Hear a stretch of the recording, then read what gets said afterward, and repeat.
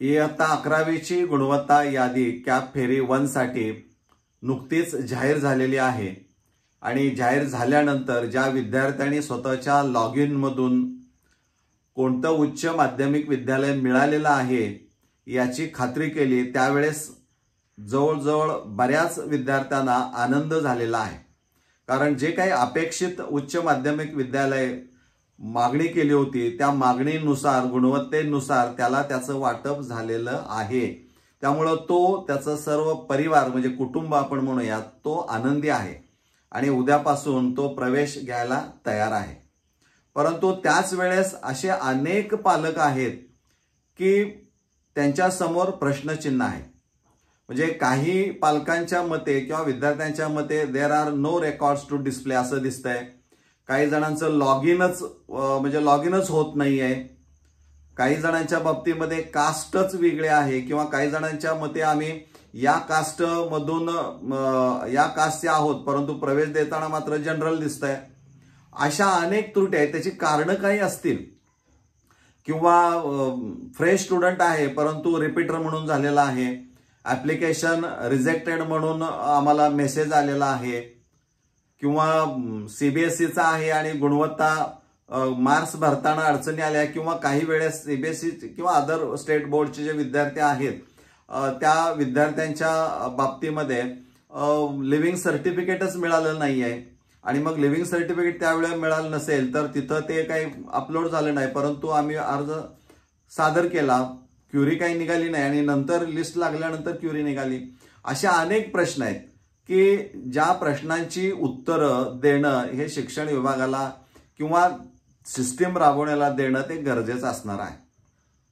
कारण या प्रश्नांची उत्तरं मागण्यासाठी किंवा चर्चा करण्यासाठी शिक्षण विभागाअंतर्गत जे काय 8 विभाग तयार केलेले आहेत या 8 विभागाच्या अंतर्गत पुन्हा त्यांनी काही स्कूल्स किंवा कॉलेजेस असे नेमलेले आहेत की त्यांचे पत्ते त्यांनी दिलेले आहेत, त्यांचे ऑफिसचे नंबर्स दिलेले आहेत किंवा मार्गदर्शन करणाऱ्या जो काही मार्गदर्शक म्हणून तिथं व्यक्ती नेमलेले असणार आहेत त्यांचं नाव आहे, त्यांचा मोबाईल नंबर आहे, हे सगळं दिलेलं असलं तरी अनेक पालकांना याबद्दल माहिती नाही। आणि ज्यावेळी माझ्यासारखा किंवा अशा अनेक पालकांना सांगितल्यानंतर पालक फोन करतात त्यावेळी एकतर ते फोन लवकर उचलत नाहीत किंबहुना ते उचलतच नाहीत आणि जर उचलला असेल तर माहिती देताना फारशी वेगळी देत नाहीत, पुढच्या फेरीला तुम्हाला मिळेल, म्हणजे हे काही समाधानकारक उत्तर होऊ शकत नाही। कारण त्यातली जी क्वेरी असणारी आहे ती काही दुरुस्त ह्या बोलण्यामुळे होऊ शकत नाही। किंवा काही जणांचं असं म्हणणं आहे, मलाच एकाने सांगितलं की सर तुम्हीच आता माहिती पुस्तक वाचा। काहींचं म्हणणं आहे की तिथं नेमलेले जे मुख्याध्यापक आहेत तेच म्हणतात आमच्यापर्यंत बऱ्याचशा गोष्टी येत नाहीत। गंभीर बाब आहे। असं जर असेल बरं का तर हे अतिशय म्हणजे याला काय म्हणावं प्रश्न आहे। परंतु ह्या गोष्टी ज्या आहेत त्या अनपेक्षित आहेत। पालकांच्या मनामध्ये विद्यार्थ्यांच्या मनामध्ये ज्यावेळी प्रश्न निर्माण होतो त्या प्रश्नांचं थेट उत्तर हे उच्च माध्यमिक विद्यालयामध्ये गेल्यावर मिळत नाही कारण त्यांना मर्यादा आहे। परंतु जे काही मार्गदर्शक म्हणून नेमलेले आहेत त्यांची ती जबाबदारी आहे आपला फोन हा सार्वजनिक केलेला आहे, त्यांनी विसरू नये। आपला फोन जर सार्वजनिक केलेला असेल तर आपली ती जबाबदारी आहे ते फोन रिसीव्ह करणं आणि त्यावेळी नाही केला तर पुन्हा कारण कुणीतरी फोन करतं याचा अर्थ काहीतरी काम असल्याशिवाय कुणी फोन करणार नाही। परंतु उत्तरं जी मिळत आहेत ती मात्र ही चमत्कारिक उत्तरं आहेत, ही कमी झाली पाहिजेत। यासाठी शासनानं काही गोष्टी केल्या पाहिजेत की शासनानं पुन्हा एकदा या प्रवेश प्रक्रियेच्या अनुषंगानं जी काही तज्ज्ञ मंडळी खरंच आहेत या 8 विभागामध्ये त्यांची नेमणूक करावी आणि ते नंबर्स पुन्हा एकदा सर्वांच्यासाठी डिक्लेअर करावेत। म्हणजे आणखीन ग्रामीण भागामधल्या किंवा शहरी भागात सुद्धा काही लोकांना माहीत नाहीये की समस्या निर्माण झालेल्या ते विचारायचं कुणाला आणि मग त्यावर मार्ग काढायचा कसा, आमच्या पाल्याला प्रवेश मिळणार का नाही, हे अनेक प्रश्न आहेत। त्यामुळे शिक्षण विभागाने सर्वप्रथम जे काही तंत्रज्ञानातले तज्ज्ञ असणारे आहेत या सॉफ्टवेअरच्या अनुषंगाने या सिस्टीमच्या अनुषंगाने त्यांची नेमणूक आपण करावी, त्यांचे नंबर्स आपण पब्लिश करावेत की आणि तिथं त्यांना सांगावं की बाबा ह्या कालावधीमध्ये मी तर असं म्हणेन तुम्ही बंधनकारक ठेवू नका कारण वातावरण थोडंसं न कळत तापत आहे कारण समस्या वाढत आहेत। त्यामुळे त्यांना रात्री 10 ते रात्री रात्री 10 ते सकाळी 6 पर्यंत फक्त ते बंद ठेवा. इतर वेळेस पालकांना विचारण्याचा अधिकार असावा, फोन करण्याचा अधिकार असावा की जेणेकरून ते समस्या सोडवतील. कारण कुटुंब डिस्टर्ब होत आहे. मला एक जण रात्री, मी स्वतः रात्री 2:30 वाजेपर्यंत जागून पालकांशी त्यांच्या कमेंटवर उत्तर देत होतो. आणि आज एक पालघरमधून पालकांचा फोन आला की रात्री 1:30 वाजेपर्यंत आमचं कुटुंब अस्वस्थ होतं की मार्क्स चांगले असून हे मेरिटनं तो बसलेला नाही, त्याला कोणतंही उच्च माध्यमिक विद्यालय मिळालेलं नाही. धक्का बसू शकतो आणि कुटुंब हे डिस्टर्ब होऊ शकतं. तर हे असं होऊ नये. ज्यावेळेस समस्यासाठी फोन केला जातो त्यावेळेस त्या सोडवण्याचा प्रयत्न त्या समोरच्या व्यक्तीकडून 100% व्हायला पाहिजे. तशी माणसं ही शिक्षण विभागाकडून नेमली गेली पाहिजेत. त्यानंतर दुसरं एक आहे की साधारणपणे ऑप्शन फॉर्म 2 भरताना फारशा अडचणी येत नाही, परंतु पार्ट 1 जो असणार आहे त्यामध्ये बरेचसे बदल हे पालकांना, डेट ऑफ बर्थ असेल किंवा कास्टचा बदल करायचा असेल किंवा न कळत ज्या काही गोष्टी घडलेल्या आहेत त्यामध्ये बदल करणं गरजेचं आहे असं त्यांना वाटतं.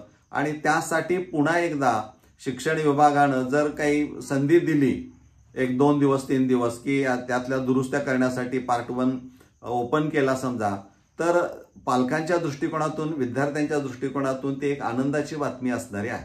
आणि मला वाटतंय हे जे काही सगळं आपण करतोय ते त्या विद्यार्थ्याचं करिअर विचारत, एकीकडे म्हणायचं आम्ही विद्यार्थ्यांचं हित लक्षात घेतोय, मग हित लक्षात घेताना या समस्या सोडवणारी लोक तशी असली पाहिजेत ना, आणि त्या पद्धतीनं सिस्टीम डेव्हलप केली पाहिजे. रिजिडिटी असता कामा नये. कारण समस्या आहे तर त्याचं उत्तर दिलं पाहिजे आणि तशी माणसं निर्माण झाली पाहिजेत.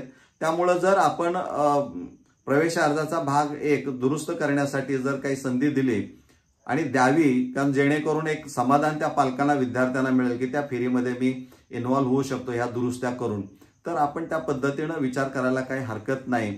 कारण शेवटी मायबाप शासन ज्याला आपण म्हणतो त्यांच्याकडे शेवटी आपण दाद मागतो किंवा तुम्ही काहीतरी करा, हे शेवटचं टोक असतं. आणि मग पालक हातबल होतो आणि मग थोडंसं प्रश्नचिन्ह निर्माण झाल्यानंतर भाषा ही बदलते मला वाटतंय. आणि तसं काही होऊ नये असं मला वाटतंय. तर या दृष्टिकोनातून या शिक्षण विभागानं आपले प्रयत्न करावेत की जेणेकरून प्रवेश घेणारे जे काही पालक, विद्यार्थी असतील आणि त्यांचे घरातले जे काही घटक असणारे आहेत ते कुठं डिस्टर्ब होणार नाही त्याची काळजी आपण घेणं गरजेचं आहे. जितकं शक्य आहे तितकं चांगली सिस्टीम करण्याचा प्रयत्न आपण केला पाहिजे. सिस्टीम नवीन आहे, राज्यभर राबवली जात आहे, सॉफ्टवेअरमध्ये अडचणी येत आहेत, काही कायद्यांच्या बाबतीमध्ये अडथळे येत आहेत. ह्या सगळ्या गोष्टी मान्य असल्या तरी पालक आणि पाल्य यांची विचारसरणी वेगळी असते. तो फक्त माझ्या पाल्याचा प्रवेशाचा विचार करतो. तुम्ही म्हणाल मग तेवढाच विचार त्यांनी का करायचा, तर ते तसं नसतं, कारण ते वातावरण असतं, त्यामुळे तेवढाच तो विचार निश्चित पालक करत असणार आहेत. तर त्या दृष्टीनं आपण काहीतरी वेगळी पावलं उचलावीत. म्हणून मला असं वाटतंय की पालकाच्या वतीनं शासनापर्यंत हे पोहोचलं पाहिजे की ह्या सुधारणा व्हाव्यात की जेणेकरून विद्यार्थी, पालक हे मानसिकदृष्ट्या समाधानी राहिले पाहिजेत. आपल्यापर्यंत हे पोहोचवा म्हणून मी पोहोचवत आहे. धन्यवाद.